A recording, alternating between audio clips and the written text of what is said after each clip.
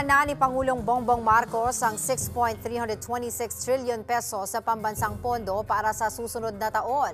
Ang inaprobahang budget natapyasan na ng halos 200 bilyong piso. Para sa update, magbabalita live si Maricel Halili. Maricel, anong ahensya ba ang pinaglaanan ng pinakamalaking budget para sa susunod na taon?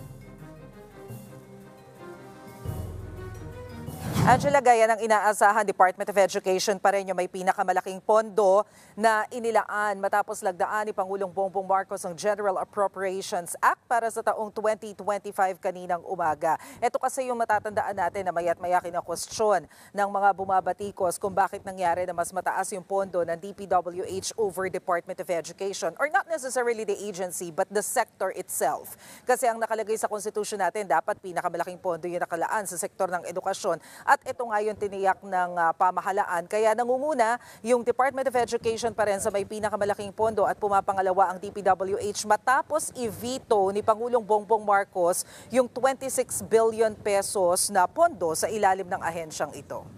Okay, so linawin lang natin, yung sa PhilHealth will stay na zero subsidy.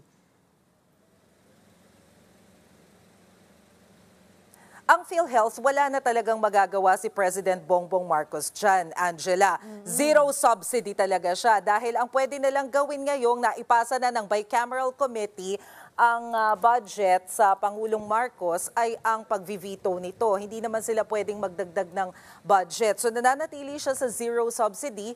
Ang sinabi dyan ni Finance Secretary Ralph Recto, babantayan nila ng husto itong PhilHealth. Kailangan nilang matiyak na nagagamit ng maayos yung kanilang pondo dahil malaki-laki nga raw yung reserved funds ng nasabing ahensya. At sinasabi ni Secretary Recto, bakit hindi na lang tukuyin kung ano ba yung top 10 na sakit at ito yung pagtuunan ng pansin ng mapalawak pa yung benepisyo na pwedeng ibigay ng PhilHealth sa mga benepisyaryo nito. Okay.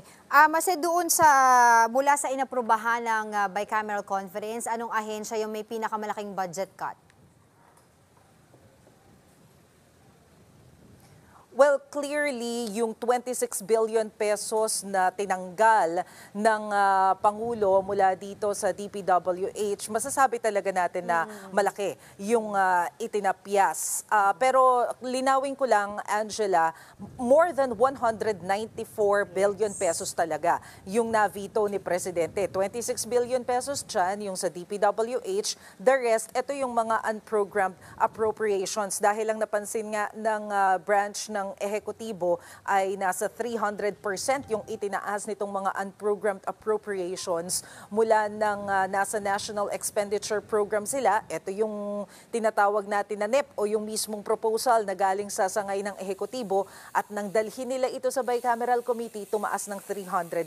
So ito yung ivinito ni President Marcos. Pero kapansin-pansin din yung pagbabago doon sa pondo ng AFP modernization dahil nga malaki rin yung ibinaba ng numero na to. Pero ang tiniyak naman dyan ni Budget Secretary Pangandaman, kapag naman nakikita nila na merong urgent o may mga priority projects, importanteng proyekto na kailangang ipatupad, pwede naman itong kunin doon sa unprogrammed appropriations. Kaya nga daw nariyan yung unprogrammed funds dahil yan yung tinatawag nila ng mga standby funds. Oo, yan yung mga talagang pinulaan ng mga kritiko ng 2025 proposed national budget, Mase. Pero panghuli na lang siguro, pakibahagi mo na lang sa amin yung naging mensahe ni Pangulong Bongbong Marcos after niya malagdaan itong ating 2025 national budget.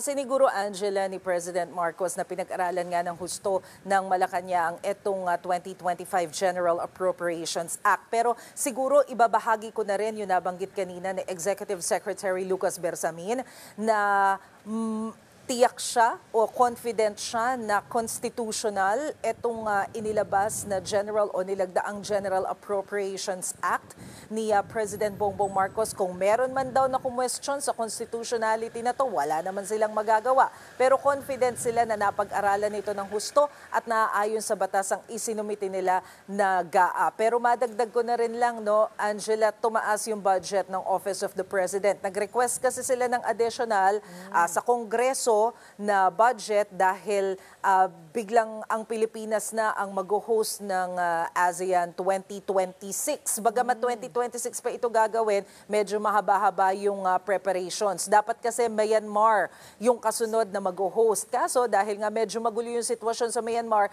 hindi pa confident yung mga heads of state na magpuntahan dyan. Kaya inako muna ng Pilipinas yung pag-host nito because as we all know, ang ASEAN naman, alphabetical order yan ng mga ASEAN countries na member kung sino yung mag-host. Kaya kinuha muna ng Pilipinas ang pag-host for 2026. Alright, maraming salamat, Maricel Halili.